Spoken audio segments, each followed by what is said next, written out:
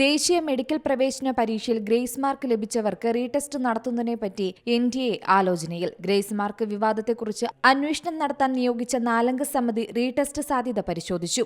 UPSC മുൻ chairman അധ്യക്ഷനായ 4-അംഗ സമിതിയാണ് ഗ്രേസ് മാർക്ക് ലഭിച്ച 1563 പേർക്ക് റീടെസ്റ്റ് സാധ്യത പരിശോധിച്ചത്. 2 ദിവസത്തിനകം സമിതി റിപ്പോർട്ട് സമർപ്പിക്കും. ഗ്രേസ് മാർക്കിംഗിൽ അപാകതയുണ്ടായോ എന്നതിലും റിപ്പോർട്ടിൽ പരാമർശിക്കും. ഗ്രേസ് മാർക്ക് വിവാദം പരീക്ഷയുടെ പവിത്രതയെ ബാധിച്ചെന്ന് സുപ്രീം കോടതി ഇന്നലെ നിരീക്ഷിച്ചിരുന്നു. 1/4 കോടിയോളം വിദ്യാർത്ഥികൾ എഴുതിയ നീറ്റ് 2024 പ്രവേശന പരീക്ഷയിൽ വ്യാപക ക്രമക്കേട് നടന്നെന്നായിരുന്നു ആരോപണം. സാധാരണ 1-2 പേർ മുഴുവൻ മാർക്കും നേടി ഒന്നാമതെത്തുന്ന സ്ഥാനത്ത് 67 പേർ 99.99% മാർക്കോടെ ഒന്നാം റാങ്കുകാരായിരുന്നു. ഇതിൽ 6 പേർ ഒരേ സെന്ററിൽ നിന്ന് പരീക്ഷ എഴുതിയവരാണെന്നും ആരോപണമുയർത്തിയവർ പറയുന്നുണ്ട്.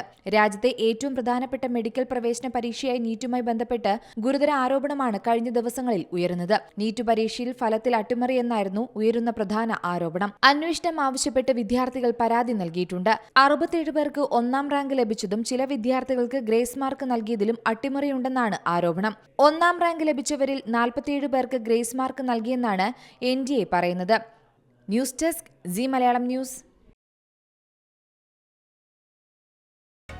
പുതിയ വാർത്തകളും വിശേഷങ്ങളും ഇനി വിരൽ തുമ്പിൽ. എല്ലാ ഡിജിറ്റൽ പ്ലാറ്റ്ഫോമുകളിലും ഇപ്പോൾ സി മലയാളം ന്യൂസ് ലഭ്യം.